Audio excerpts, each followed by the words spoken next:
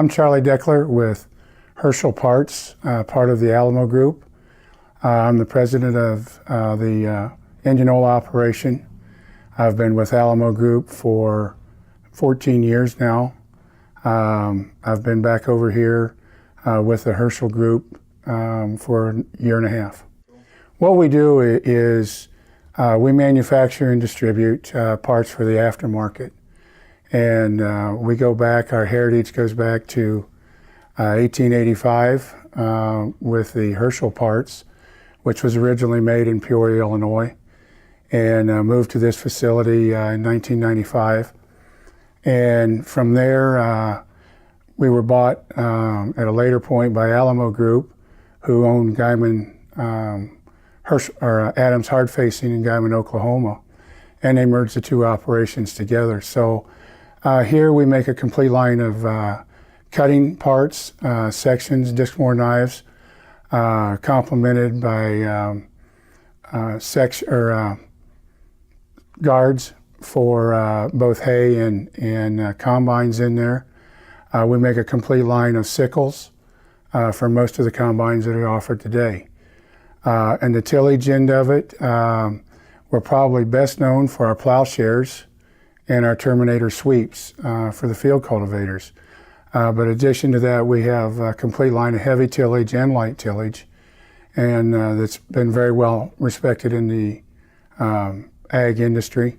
And we pride ourselves in that we make good quality parts at a quality price and a good service to our customers.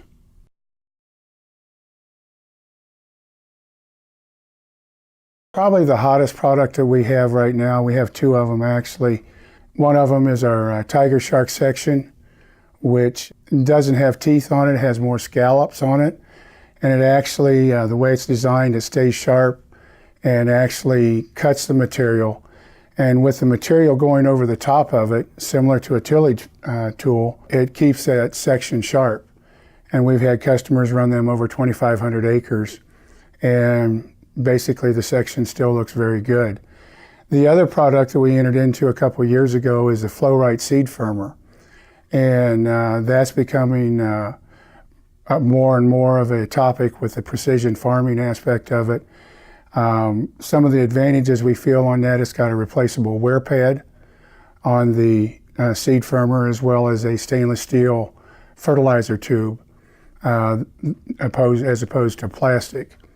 Along with that, it's got a memory wire, so it can be actually bent back against itself, say if an individual backed up and didn't have it all the way out of the ground, and it will still find its natural form in there. So both those products have been really top topics at farm shows and with our customers.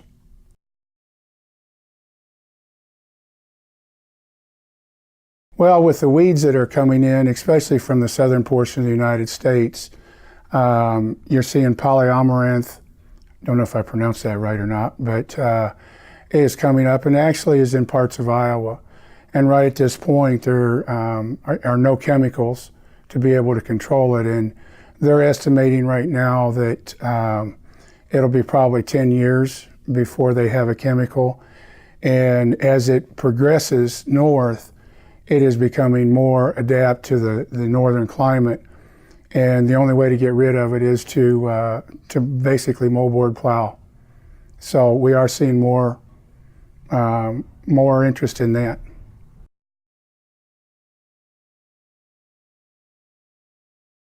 Well, you bring the steel in and say on a sickle section as an example, it comes in as a coil and it would go through the minster machine, which would actually make the blank out.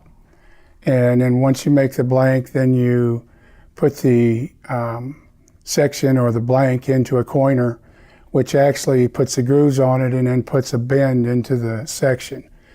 After that, we run it through an induction hardening process, and then we put it on grinders to grind that area that was bent back, and that's what actually gives you your teeth. And from there, then it goes to a wheel abrader to be all cleaned up, and then we send them out for chrome, package them, and send them to our customers. We're proud of the products that we deliver, and we've been very consistent. We do a lot of our own work that is sent out as far as the heat treating. We do a lot of hot forming and oil quench, and then we use a boron steel, which we use on a water quench for our lighter tillage products. So again, we've been very consistent. We've got a good tool room support here for our dies, so that's been very helpful, in that we don't have to go to the outside or wait for someone to rebuild our die for us. So we're kind of self-sufficient in that aspect.